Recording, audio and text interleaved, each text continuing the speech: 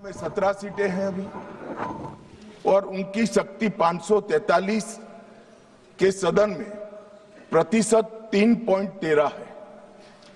अब उसमें 50% की वृद्धि होगी और सीटें हो जाएगी 26 और 3.13 की जगह 3.18% उनकी क्षमता होगी। तमिलनाडु, इतने सारे लोग काले कपड़े पहनकर आए हैं।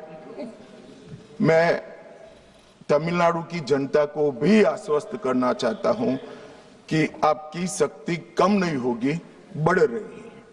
मान्यवर, अभी 39 सांसद तमिलनाडु राज्य से चुनकर यहां आते हैं और 543 के सदन में उसके प्रतिशत है 7.18% और अब 50% वृद्धि के बाद सांसद लगभग हो जाएंगे 59 और इनकी नए सदन में 816 के सदन में प्रतिशत में संख्या हो जाएगी 7.23।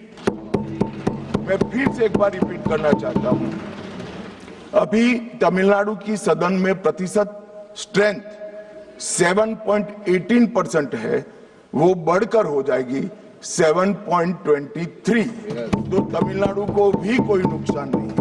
केरला में 20 सांसद हैं, 3.68% इनका स्ट्रेंथ है, 20 की जगह 30 सांसद होंगे और 3.68 की जगह होगा 3.67। अब कुल मिलाकर दक्षिण का जो पूरा नैरेटिव बनाया जाता है उसको अगर हम सोचते हैं तो अभी 543 सीटों में जो आपके द्वारा बनाया गया है उसमें 129 सांसद इस सदन में बैठते हैं। मान्यवर, लगभग 23.76% दक्षिण के सांसदों का यहां शक्ति है। अब 50% वृद्धि होने के बाद 129 की जगह 195 सांसद बैठेंगे और उनकी शक्ति 23.97% मतलब 24% होगी। तो शक्ति बढ़ नहीं रही है, कम नहीं हो रही है, बढ़ रही है। तो कृपया कोई भी एक मिनट मेरा समाप्त तो होने दीजिए, समाप्त तो होने दीजिए। अरे पर समाप्त तो होने दीजिए। अरे पर बीच में कैसे करेंगे आप? मैं अभी बैठ जाइए, उसका भी जवाब देता हूं। आपको जवाब चाहिए ना, देता हूं।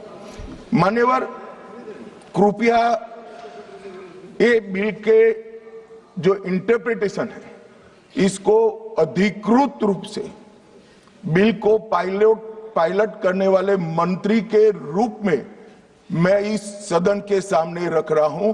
मैं मेरी जिम्मेदारी समझ रहा हूं। जो भ्रांति फैला रहे हैं वो शायद न समझते हैं, तो उसके लिए मेरा कोई टिप्पणी नहीं है। मान्यवर वेणुगोपाल जी कह रहे हैं कि ये किसने कहा? मैं अमित शाह भारत का गृह मंत्री कह रहा हूं जो इस बिल को पायलट किया। दूसरी बात,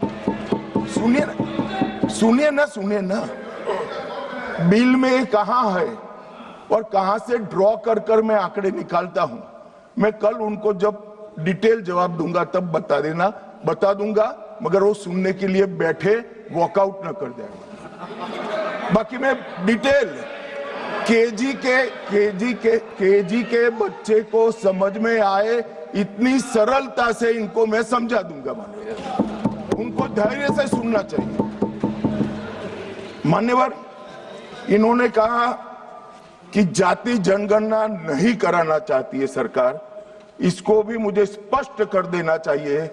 सरकार की कैबिनेट ने नरेंद्र मोदी जी के नेतृत्व में जाति जनगणना करने का निर्णय कर लिया है। अगली जनगणना जाति जनगणना होने वाली है। एक भ्रांति फैलाई जा रही है कि अभी जो प्रश्न पूछे जा रहे हैं उसमें जाति का जिक्र नहीं है। मान्यवर, जनगणना जिनका डिटेल अभ्यास है उनको मालूम होगा, जनगणना 2 हिस्सों में होती है। पहले सभी मकानों को इंगित किया जाता है और उसके बाद में जो बिल्डिंग्स होते हैं इसके अंदर रहने वाले बंदों को इंगित किया जाता है। तो बिल्डिंग की अभी तक कोई जाति की व्यवस्था हुई नहीं है, होगी तब इसको भी गिन लेंगे वे। अभी तक बिल्डिंग की कोई जाति व्यवस्था नहीं है मान्यवर। जब व्यक्तियों की जाति गिनी जाएगी तब जाति जनगणना का सवाल आएगा। ये भी मैं आज पूरी तरह से स्पष्ट कर देना चाहता हूं। मान्यवर, उन्होंने कहा